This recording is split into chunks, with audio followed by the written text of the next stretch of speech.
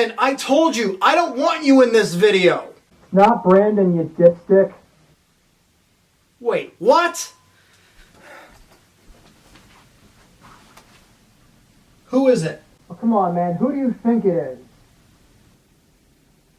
Whoever it is, I'm warning you. I'm carrying sonic technology.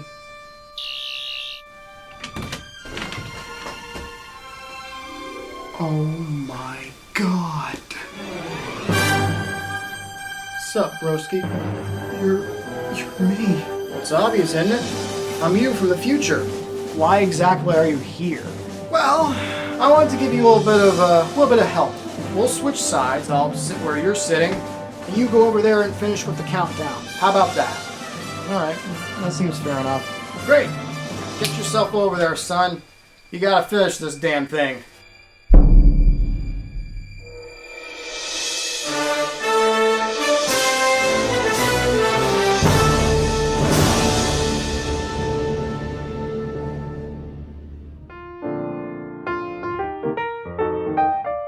Have you ever been high? No. Have you ever been drunk? Also, no. And that's pretty much because I'm boring as hell. I mean, if I had done at least one of those things, I would be a lot more interesting than I am right now, but take what you can, I suppose. Favorite month? I would have to say April. Granted, that's the month when I was born, but I could get a little biased every once in a while. Chocolate or vanilla? Chocolate. Favorite TV show? Doctor Who. I mean, we've kind of made that obvious. Summer or winter? Summer. Mean Girls or 21 Jump Street? Ooh. Now, that's the big question for millennials, let's face it. I would have to go with Mean Girls, because I feel like that's more quotable. How tall are you? I think I'm around like 5'4" or 5'5", something like that. Have you ever liked someone and never told them?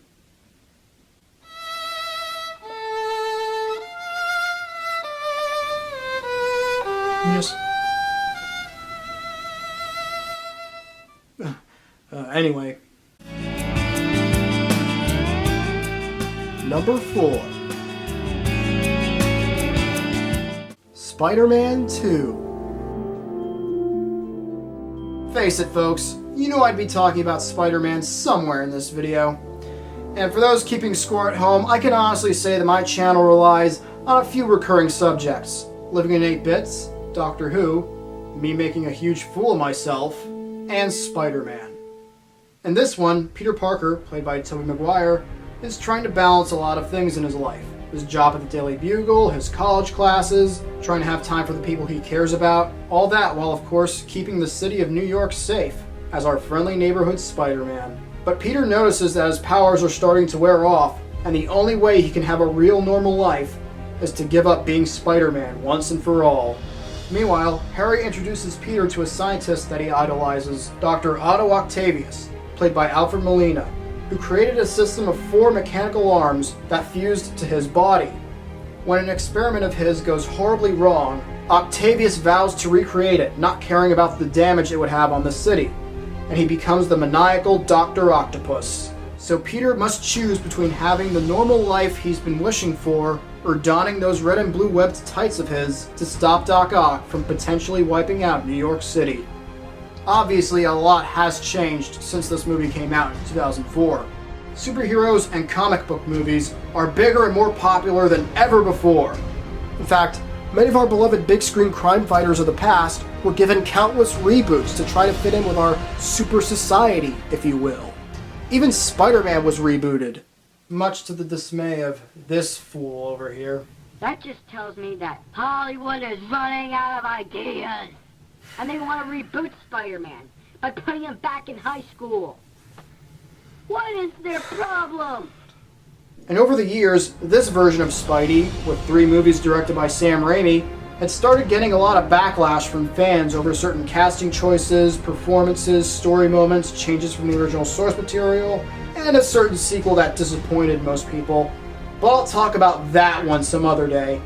Some folks don't like Tobey Maguire, okay, whatever. But he's always been the Spider-Man of my generation. Even if he didn't crack a ton of jokes wearing the costume, He still embodied what I feel Peter Parker always was. A shy, kinda awkward, but very bright young guy who has a big heart and just wants to keep his head up in the world and try to be there for the people he cares for.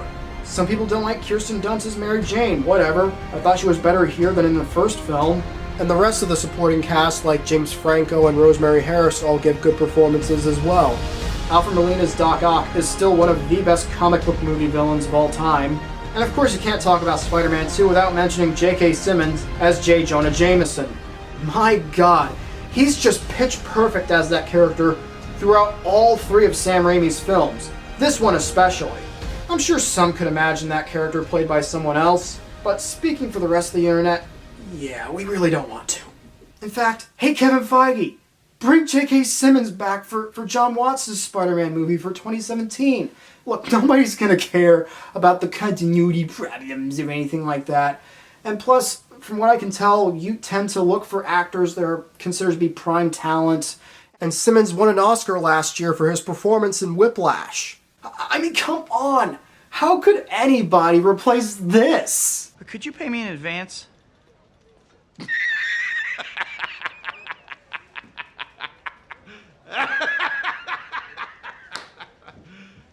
You serious? Pay for what? Standing there? Seriously, Kevin Feige, bring him back. And speaking of Kevin Feige, the biggest reason for why I still love Spider-Man 2 has to do with a little theory of mine that I've been kind of gathering over the last few years. Just hear me out on this one. Before Kevin Feige was the president of Marvel Studios and started mapping out what would become their big cinematic universe, he was an executive producer on Sam Raimi's Spider-Man trilogy and was pretty involved in production for all three films. I like to think that he took note of what they did for this movie and applied it to the MCU. I'll explain what I mean by that. If you look at all the movies that Marvel Studios made, you'll see that they all put huge emphasis on the characters and their motivations. Spider-Man 2 thrives on that. You really get invested in Peter's personal problems just as much as you would if he was fighting Doc Ock on a moving subway train. That scene still holds up, like, really well, by the way. It helps that the main subplot is directly based on the iconic Spider-Man No More storyline from the comics. In fact, this shot from the movie is pretty much straight out of the comic pages. Straight out of comics! Sam Raimi made it clear in countless interviews that he grew up reading Spider-Man comics as a kid, and translated that to his Spider-Man films, along with interweaving his own filmmaking trademarks. Marvel Studios would continue that trend by bringing in storytellers who grew up reading Marvel comics as children, and like Sam Raimi, they would apply that experience of growing up reading these comics and apply that to their own movies. So long story short, if it wasn't for Spider-Man 2, if you ask me, we wouldn't have the Marvel Cinematic Universe. If you don't like Sam Raimi's Spider-Man films, that's fine. I can understand why you would. But at the same time, I still think that Sam Raimi's crew captured the overall spirit of what Stan Lee and Steve Ditko had created with the original comics back in the 60s and early 70s. And I personally hold the first two films very close to me. Spider-Man 2 most of all. This, for me, has always been a movie that I absolutely loved when I was a kid, and I appreciate it even more so once I started growing up. Well, grown up in the physical sense, obviously. I mean, look at my backdrop. As for mentally, that's still yet to be determined. But I guess just long story short, Spider-Man will always be my favorite superhero, and Spider-Man 2 will always be my favorite superhero movie.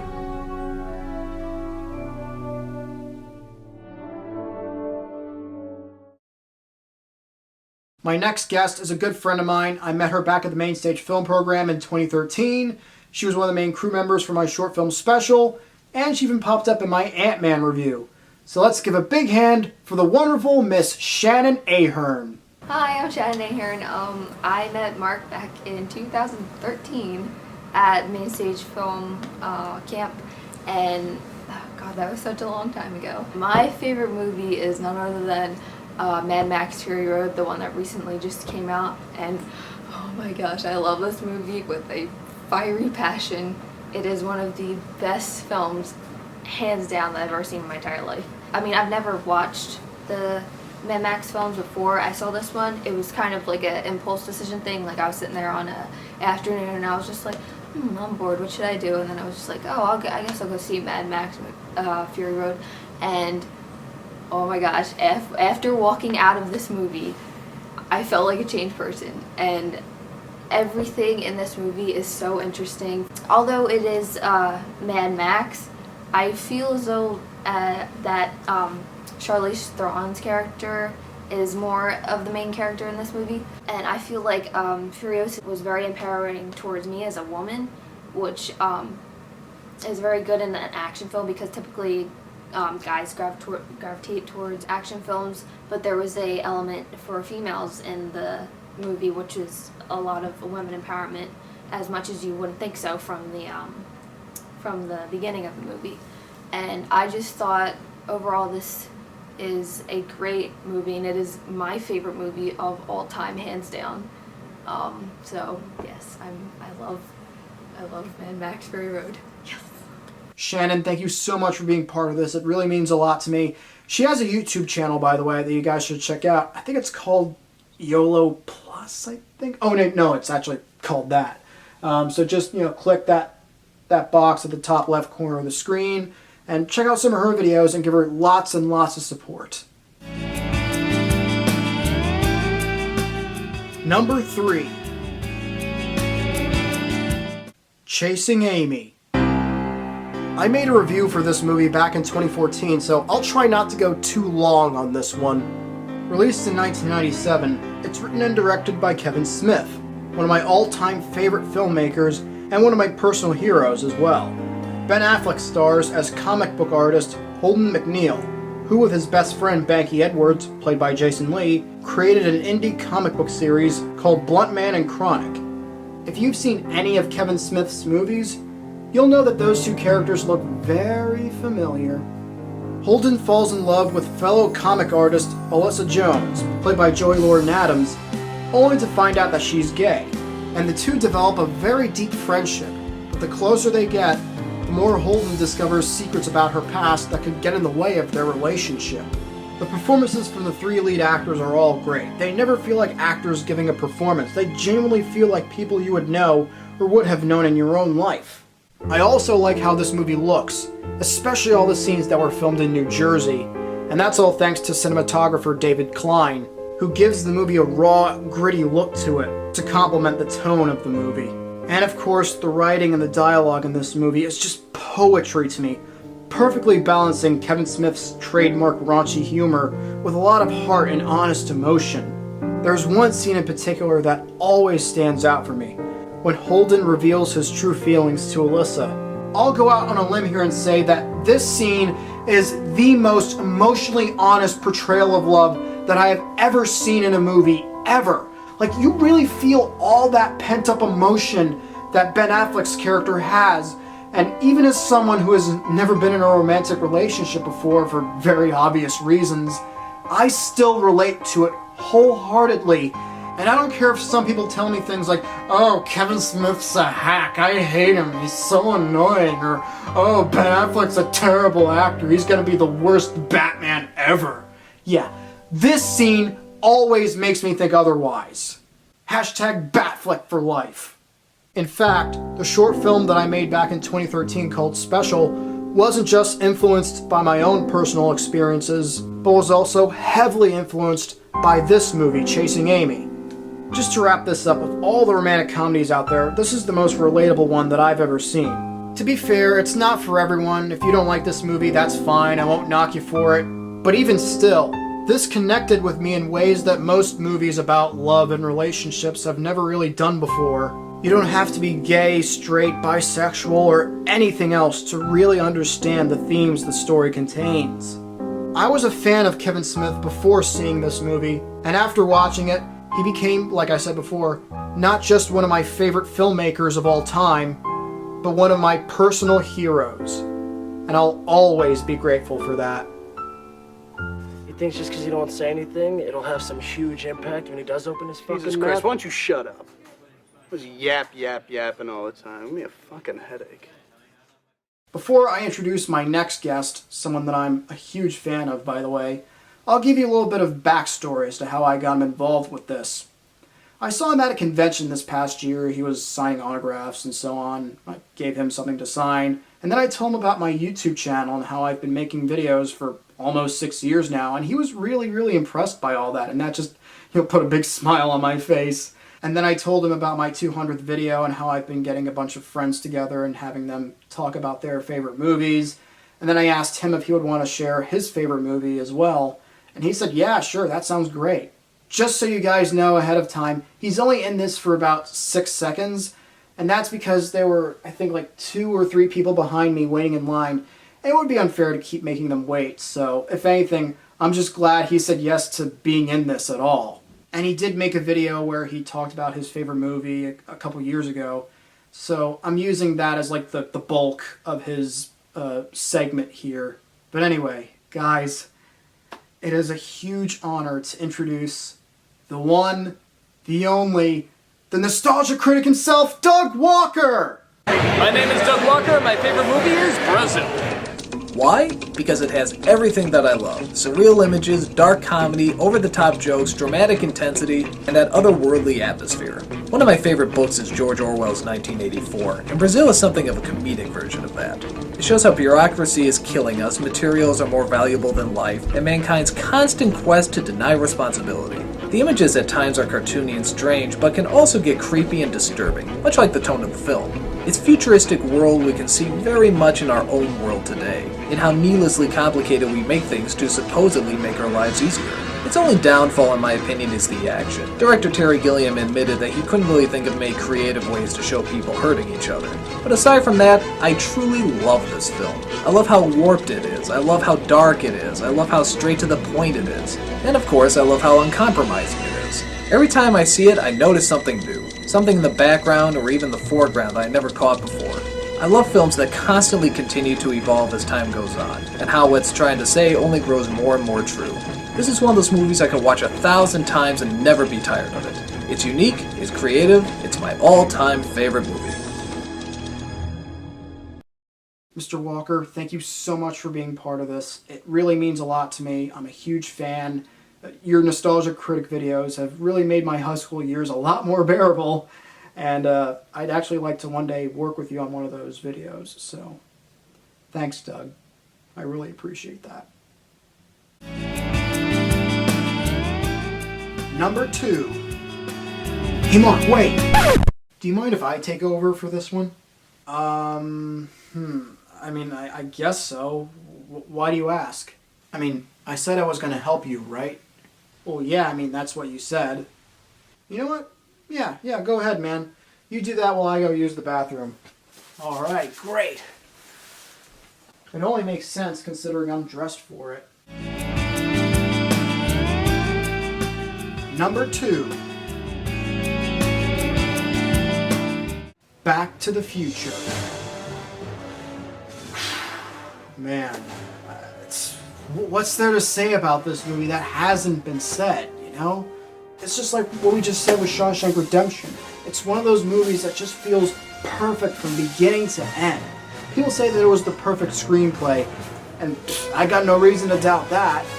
We all, of course, know the story. This teenager, Marty McFly, played by Michael J. Fox, he's friends with this kooky scientist, Dr. Emmett Brown, played by Christopher Lloyd, who, as Marty would put it, are you telling me that you built a time machine?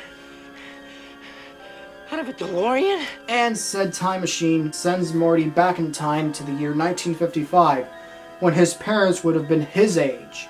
And in doing so, he accidentally runs into his mother and father, and accidentally makes his mother fall in love with him. I know, Doc. I know.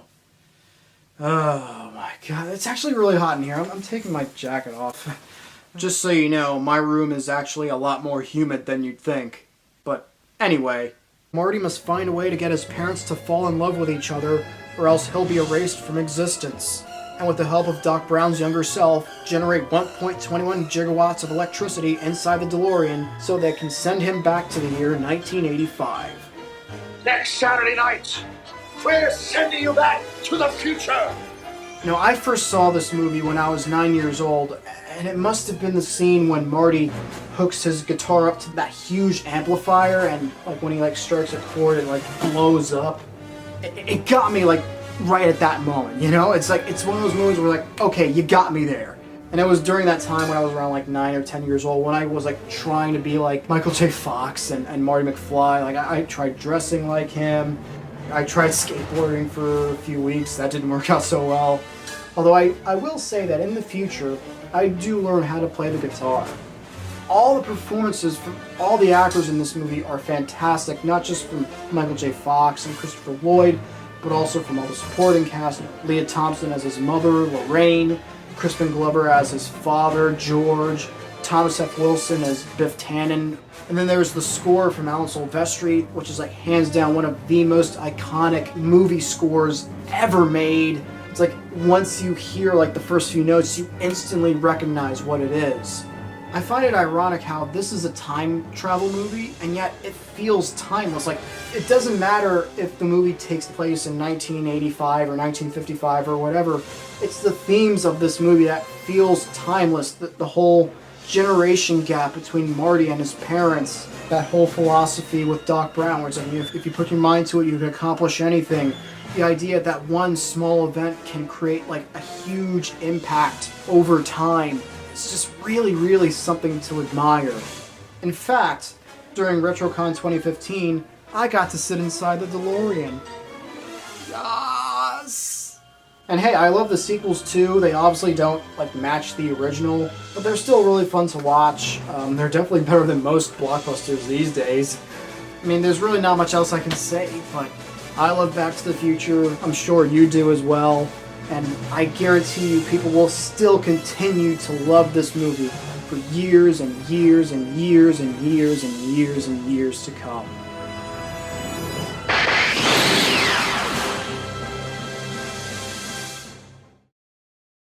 Thanks for taking over for me, Future Mark. My pleasure, buddy. Happy to help out. Back in 2011, I joined a special little group called the Main Stage Center for the Arts Film Program. It's a 7-week summer camp that's held at Camden County College in Blackwood, New Jersey. And during those 7 weeks, teenagers in the South Jersey area can learn the process of how to make their own short film. They learn how to pitch the idea for a story, write a script, film on location, the editing process, and at the end of the summer, when all the films are done, they would invite the public to watch all of them in the Dennis Flyer Theater. Those were good times. I was part of that program during the summers of 2011, 2012, and 2013, and those 3 summers were the best I ever had. I made a lot of friends there, learned valuable tips that I still use today, and I started to really pursue my goal of being a filmmaker. And I owe it all to my final guest. If it wasn't for him, I never would have made my first 3 short films, Alpha Guy the Movie, The Wanderer, and Special. He was the head of the Main Stage Center for the Arts Film Program for 6 years, including the 3 years that I was there. And he's also the creator, writer, and director of the web series Living in 8 Bits. He's the Obi-Wan Kenobi to my Luke Skywalker, the Mickey Goldmill to my Rocky Balboa, or if you want to be more current, the Rocky Balboa to my Adonis Creed. He's my mentor, my hero, and my friend. Mr. Michael Lecision, everybody. Hello, I am Mike from Mixed Nuts Productions. I also am the creator and producer of Living in 8 Bits, and I work on all sorts of other kind of fun and nerdy stuff. And we're here to talk about Marc's 200th video.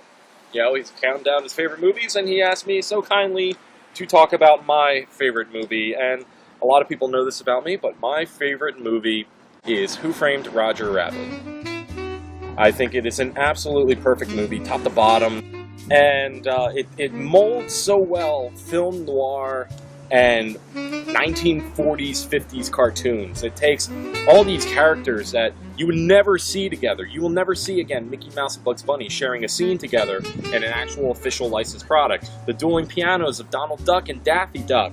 Seeing all those characters together mixed with the great acting from Bob Hoskins, the cinematography from Dean Cudley, and the great musical score. I mean, it's Robert Zemeckis on the top of his game. I think what really helps make that movie and sell it is the fact that it was done before computer animation. It was done before movies and everything were put together through computers. Nowadays they're all composited through it, they're animated through computers. That was hand-drawn with love and care, every single frame. And you could tell, and I think that's what gives it such a personal touch to it and makes it so convincing, because there was so much love and care that had to be put into it to make it work. The animation direction by Richard Williams and his team, it was just amazing, and I love that movie. I can watch it over and over again. I loved it as a kid. I appreciate it even more now as an adult, and I think it's a movie that not only transcends time, but transcends generations. So if you have never seen Who Framed Roger Rabbit, definitely go pick it up. It is an amazing film. Marc, congratulations on 200 videos. Looking forward to about 286 more. Hold you to it. Sorry if the audio sounded a little messy there. It was pretty windy outside when I recorded that, and I did the best I could to try to fix it to make it sound better, but that's ultimately how it turned out. But anyway, Mike, you obviously know how thankful I am that you were part of this. Here's to you, good sir. And if you haven't seen it yet, please do check out the web series that he created, Living in 8 Bits. It's really funny and really clever, and there's a link in the description down below that'll take you to a playlist that has all the episodes for it. And I'm happy to say that a Living in 8 Bits spin-off series is coming soon. It'll revolve around their versions of Mario and Luigi, played by Joey Christopher and Nat Conant. From what I can tell, it'll be released online in early 2016, so do be on the lookout for that. You definitely won't want to miss it. And that's where I can work on my charm. Son of a bitch! This a damn thing! We are the worst Italians ever. And now it's finally time for me to talk about my #1 favorite movie of all time. But before we do that, let's quickly recap the rest of the list so far. Number 12, Oh Brother, Where Art Thou? Number 11, Harry Potter and the Order of the Phoenix. Number 10, Spirited Away. Number 9, The Blues Brothers. Number 8, Batman Mask of the Phantasm. Number 7, The Departed. Number 6, Hellboy 2, The Golden Army. Number 5, The Shawshank Redemption. Number 4, Spider-Man 2. Number 3, Chasing Amy. Number 2, Back to the Future. And my number 1 favorite movie of all time is Toy Story. I'm gonna be honest with you guys. The biggest reason for why Part 3 took so long is because it was really hard for me to put into words just how much I love this movie and how much it means to me. I'll start with this. Toy Story, the world's first computer animated feature film, was released on November 22nd, 1995. 20 years ago. I actually wouldn't have been born yet until like 5 months later, and yet this movie still feels like it's part of who I am, that it's been with me all my life. And to be fair, my parents did tell me that they saw Toy Story when it came out in theaters in 1995, and my mother would have been pregnant with me at the time, so that might explain it. Maybe.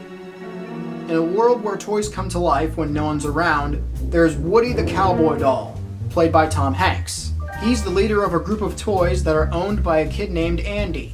For his birthday, Andy receives a new toy known as Buzz Lightyear, played by Tim Allen, who quickly becomes Andy's new favorite toy, which is bad news for Woody considering he used to be Andy's favorite toy. And what makes it even worse for Woody is that Buzz doesn't even know that he's a toy. Toy? T-O-Y. Toy. Excuse me, I think the word you're searching for is Space Ranger. The word I'm searching for, I can't say, because there's preschool toys present. But then they both get accidentally left behind at a gas station. So Woody and Buzz have to put their differences aside and work together to get back to Andy, before his family moves to a new house. Lots of people know that I'm a huge Pixar fan, And this little section of my DVD shelf is mainly Pixar DVDs. My copy of Toy Story on DVD isn't there right now, but you'll see why in a moment. Everything about Toy Story just always clicked with me. The story, the characters, the music, the animation, just the whole package all together. And there are so many memorable scenes to count. The scene with the Green Army Men, the scene when they go to Pizza Planet and meet the little green aliens, the scene when Woody and Buzz try to get to the moving van, just, oh man, just so many memorable moments that still stay with you to this day. And I definitely love Toy Story 2 and Toy Story 3 just as much. Heck, if I wanted to, I would have put Toy Story 2 at the number 2 spot on this list, and Toy Story 3 at the number 3 spot on this list. In fact, I would have just filled the whole list with Pixar movies, but I just wanted to make the list more diverse and to show that I have a more diverse taste in movies and what have you. In fact, besides Toy Story 2, this is the only movie that I own on Blu-ray, DVD, and VHS. This is the same VHS tape that I've had since I was like a year old, and I watched this thing religiously, man. I watched it all the time. I doubt it even works anymore. The tape in it is probably all worn out, but you know what? That's okay, because I just keep it around for sentimental value more than anything else. Of course, all the voiceover performances are great. Tom Hanks as Woody, Tim Allen as Buzz. I find it great that Woody and Buzz aren't completely perfect characters, but they're not completely flawed. They have like a mix of both, and to me, as a kid, that left a huge impression on me. You're mocking me, aren't you? Oh, no. Buzz, look, an alien! Where? Ah!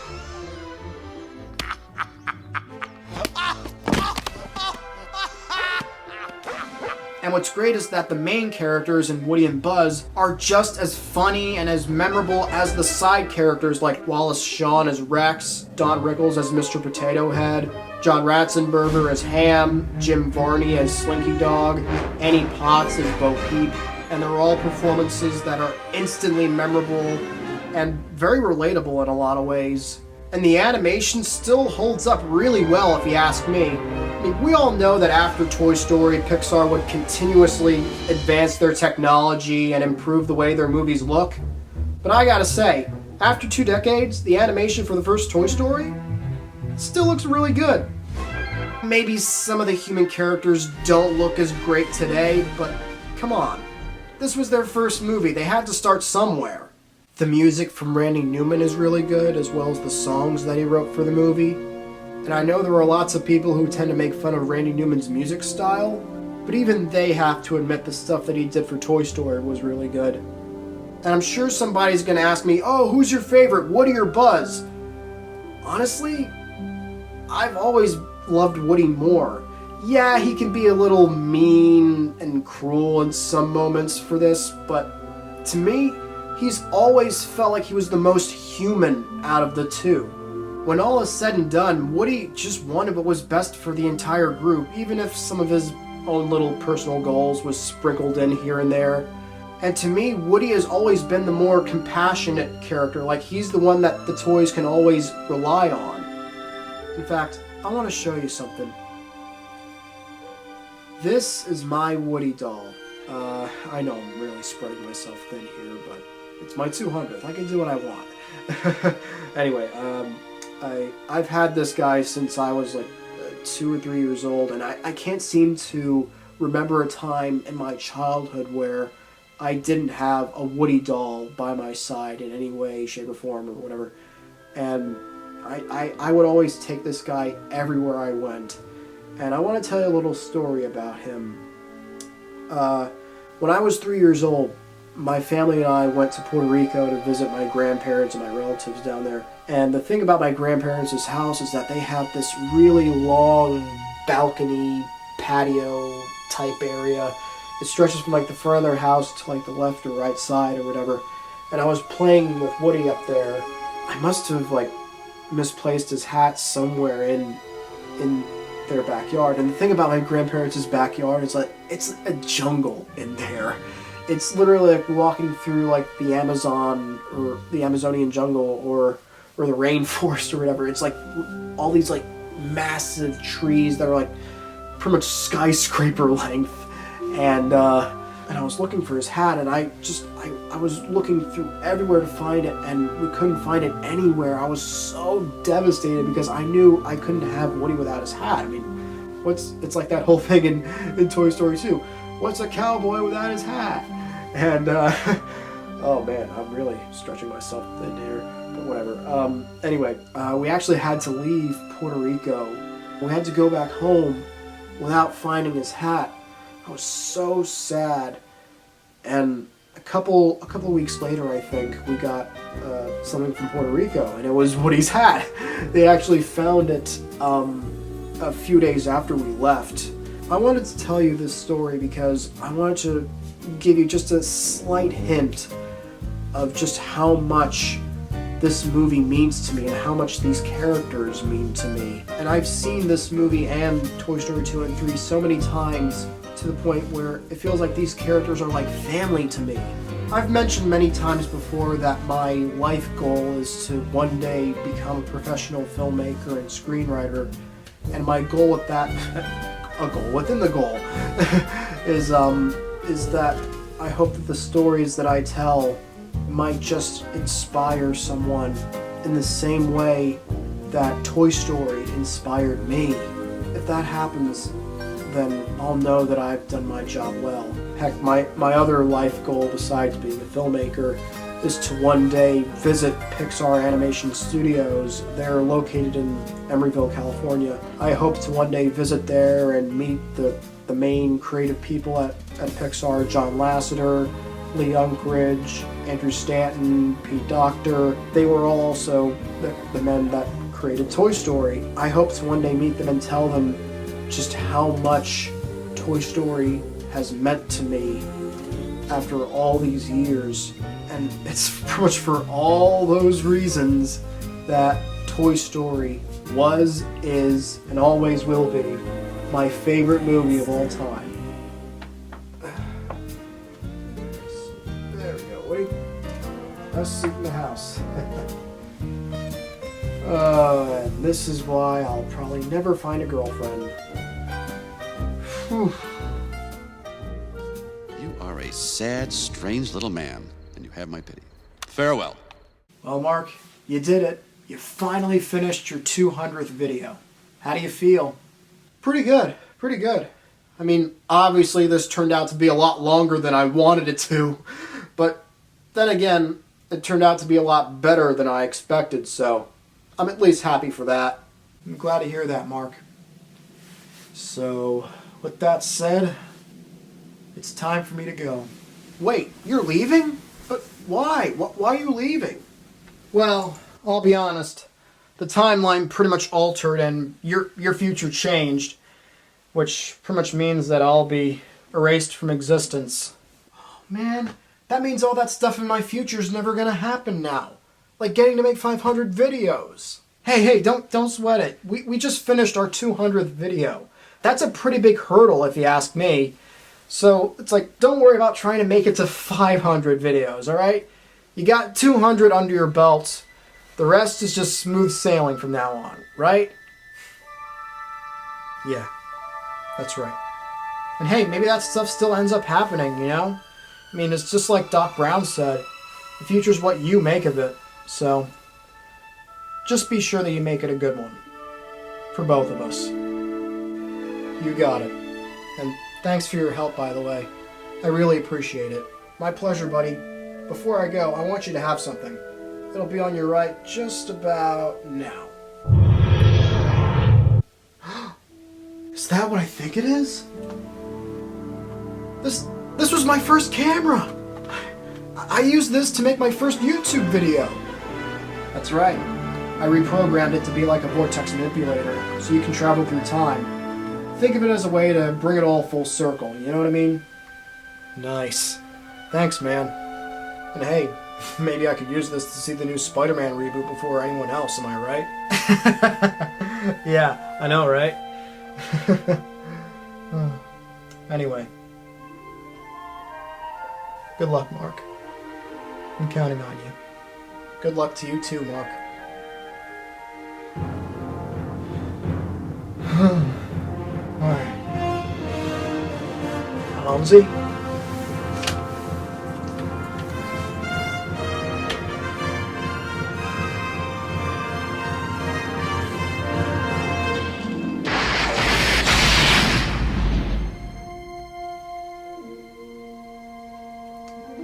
You know, I've been making videos for 6 years now, and in that period of time, so much has happened in the world of entertainment, the world in general, and in my own life as well. And there's been a lot of sad and unfortunate moments that have gone on in all three of those things, but at the same time, there's been lots of really positive moments too. Ever since January 2010, I've been through high school, which by itself was a big-ass whirlwind all its own. I became a loyal member of Schmoville, one of the best fan bases out there. I was part of the Main Stage Center for the Arts film program, where I made my first 3 short films, with help from some of the most creative people I ever met. I said goodbye to my beloved Uncle Anthony, and hello to the newest member of my extended family, Little Andrew. I made so many great new friends, more than I ever had before, and even met some of my personal heroes. And most of all, I feel like I'm no longer that silly, nerdy 14 and 15-year-old kid that I was when I started out on YouTube, and I became a lot more well-rounded and well-spoken with all the stuff that I'm passionate for, even when there are moments when I'm pretty much left speechless. I don't know what else to say, man. I love you so much. I can only imagine what the future has in store for me, and I do have a few goals in mind. You might think some of them are a little too specific and kind of weird, but to me, I think they're worth reaching for. I hope to someday visit Los Angeles, and while I'm there, I'd like to meet up with the Schmoes and be there when they record an episode of their podcast, The Schmoes Know Movie Show. I hope to go to Universal Studios Hollywood and go on their iconic studio backlot tour with another great YouTuber, Adam the Woo. I also hope to one day visit Chicago and make a video with Doug and Rob Walker and the rest of the Nostalgia Critic crew. I hope to try and make 2 new short films in the near future that'll be interconnected with my short film special. And most of all, I hope to one day create a few videos with the one person that inspired me to create my YouTube channel in the first place. The one and only Chris Stuckman. Are some of these things a little too much to ask for? Probably, yeah. But hey, a guy like me can dream, can't he? And so to finally bring this 200th video trilogy of mine to a close, which is a concept that really makes no sense, by the way, I'd like to leave you all with something that I want you to remember. It doesn't matter where you're from. It doesn't matter what race you are, what religion, orientation, gender, creed, etc.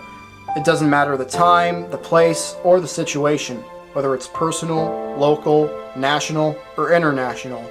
What matters is that you take care of yourself. Take care of your family, your friends, your neighbors, all your loved ones or pets or strangers, whatever it may be. Because love, like the dirt, water, and air in this world of ours, is cheap. It's everywhere, yet practically invisible to our eyes. But like the ground we stand on, it's the very foundation on which we build our lives. It's no wonder how easy it is to take it for granted. So don't forget the little things when bad times strike. As long as it makes you happy, then go for it. And if there's something from your past that you're not proud of, but it led to bigger and better things, don't be too embarrassed about it. We all have to start somewhere. And, like a certain Disney Channel movie once said, we're all in this together. Let me know what your favorite movies are in the comments down below. And as always, if you like what you saw here, feel free to click that thumbs up button, share this with your friends, and go ahead and subscribe if you want. But until next time, my name is Marc Aquino. Thank you all very, very much for watching this, and I'll see you later. Bye.